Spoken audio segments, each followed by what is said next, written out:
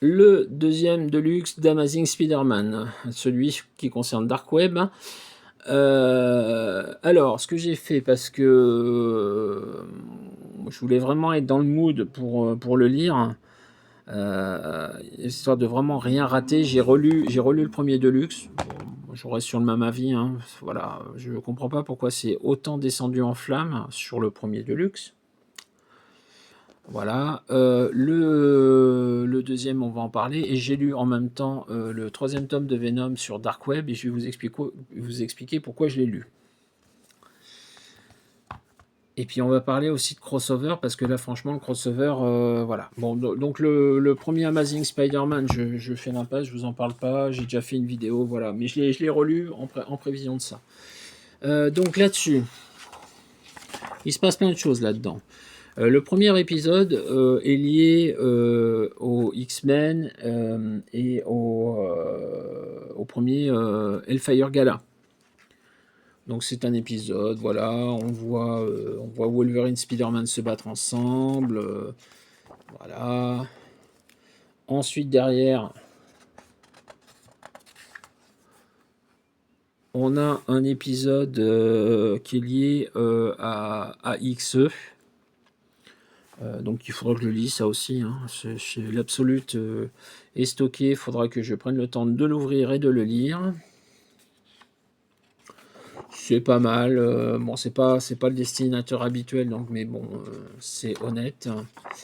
Et puis on va arriver sur la partie la plus intéressante de l'album, ce sont les épisodes avec les Hobgoblins. Les Hobgoblins. Je rentre pas dans le détail parce que voilà, il y a plein de subtilités, mais il y a 2 Hobgoblins. Voilà. Et les deux s'affrontent. Voilà. Les deux affrontent Spider-Man. D'ailleurs, j'adore le 13e épisode qui s'appelle Les deux font la paire. J'ai trouvé ça très rigolo. Voilà. Donc, on est vraiment sur quelque chose de vraiment bien. C'est vraiment intéressant. Ça me plaît beaucoup. J'aime beaucoup. Cette partie-là, ces 3 épisodes-là avec le Hobgoblin, c'est vraiment super sympa. Et après, on rentre dans Dark Web. Et alors, Dark Web, je vais pas parler du crossover d'abord, je vais parler de ce genre de crossover que je déteste. Que je déteste. Donc là, on a un épisode spécial d'introduction, on a les épisodes liés au crossover de Amazing Spider-Man, mais on ne voit que les histoires du point de vue de Spider-Man, ce qui est logique, on est dans la série Spider-Man. Mais en parallèle, il faut quand même lire Venom, parce qu'il se passe des choses dans Venom qui ont des répercussions sur Spider-Man, et il se passe des choses dans Spider-Man qui ont des répercussions sur Venom. Ça me saoule. Ça me saoule.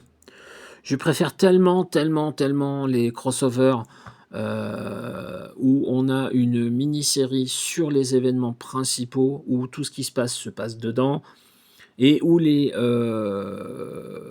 épisodes des séries régulières ou des mini-séries tie-in se concentrent sur un aspect de l'histoire pour un personnage. Mais voilà.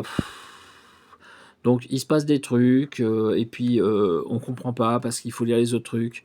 Alors là, pour le coup, on va remercier Panini, je pense, d'avoir tout réuni dans les 3 fascicules à l'époque. Je pense que là, je vais me refaire la lecture du crossover dans les 3 fascicules. Comme ça, il y aura toutes les histoires dedans. Parce que c'est pareil, il se passe aussi des choses concernant les X-Men que j'ai pas compris ou compris à la marge parce que j'ai pas lu les épisodes du X-World liés à cet événement-là. Et franchement, ça me saoule. Ça me saoule. Je déteste ce genre de crossover. Je déteste. Je hais. Je hais. On a un retournement de personnalité d'un personnage de l'histoire, d'un des vilains principaux de l'histoire, qui visiblement intervient dans les séries X-Men, où on voit le personnage d'une façon et 3 pages plus loin, on le voit d'une façon différente et on comprend pas ce qui s'est passé et on vous renvoie aux épisodes des X-Men. Donc, si vous ne lisez que Venom, ben vous allez rien biter. Si vous ne lisez que Amazing Spider-Man, vous n'allez rien biter. Et si vous ne lisez que les X-Men, je pense que vous n'allez rien biter du tout non plus à cette histoire. Je déteste ça. Je déteste ça. Ou alors, quand c'est fait de façon intelligente, comme c'était fait au niveau des gros crossovers des années 90, où on a un plan de lecture et où les albums prennent la suite des événements en prenant les numéros des séries en question. Là, franchement, je déteste ça. Je déteste ça. Alors, qu'est-ce qu'on peut dire du crossover en tant que crossover, là, pour le coup, et non plus en tant que type de crossover. Il se passe plein de choses pour plein de personnages, comme je le disais. Donc les choses avancent. Le seul pour qui j'ai l'impression qu'il n'y a pas grand-chose qui se passe au final, c'est Spider-Man qui subit l'histoire, qui subit les événements. On est sur un Inferno qui dit pas son nom. Voilà. Ça s'appelle Dark Web au lieu de s'appeler Inferno, hein, mais bon, c'est une redite d'Inferno. D'ailleurs, j'aime beaucoup l'idée et le principe que tout au long de l'histoire, on a des jugements de témoins de ce qui se passe et qui disent ça s'est déjà passé il y a quelques années, à l'époque Inferno, à l'époque Inferno, à l'époque Inferno. Euh, il y a au moins ça qui m'a fait marrer, le côté autodérision des personnages qui subissent l'histoire. Ça, c'est très drôle. L'histoire n'est pas forcément mauvaise. Le postulat de base est intéressant. Mais encore une fois, tout ça pour ça. J'ai lu les épisodes de Venom. J'ai pas l'impression que ça change grand-chose. J'ai lu les épisodes d'Amazing Spider-Man, j'ai pas l'impression que ça change grand-chose pour lui. Pour quelques personnages annexes autour de lui, il se passe des choses intéressantes, mais pour lui...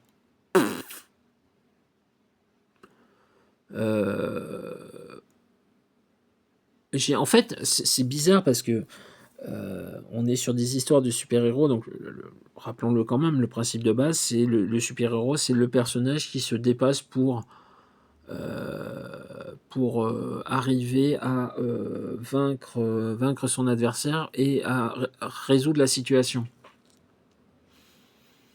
On a pratiquement l'impression que la situation se résout d'elle-même toute seule, hormis le combat final, hein, bien évidemment, il y a quand même un combat final, mais la situation se résout d'elle-même, on a l'impression, et on a des changements de personnalité qui résolvent la situation aussi. C'est pas mauvais, mais ça finit très mal en fait. Et je vais vous le dire, je la lirai quand même, hein, mais j'en arrive au stade où j'ai pas envie d'acheter le tome 3. C'est dingue quand même. Et j'ai limite pas envie de lire le tome 4 de Venom. Alors que voilà, hein, c'est pas... Mais ça... On a l'impression d'avoir bouffé du papier pour rien. Bouffer au sens de le lire, hein. J'en suis pas à manger mes bandes dessinées quand même, hein. Mais on a vraiment l'impression qu'on arrive à rien, quoi.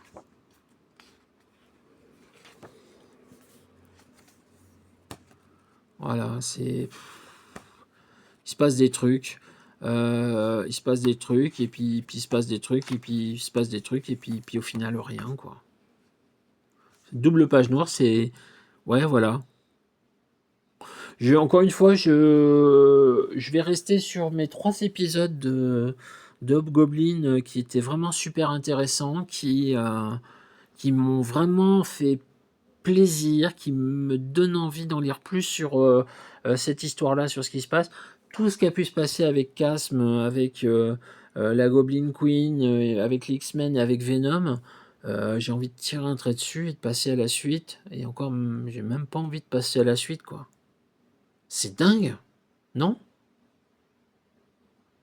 C'est Waouh!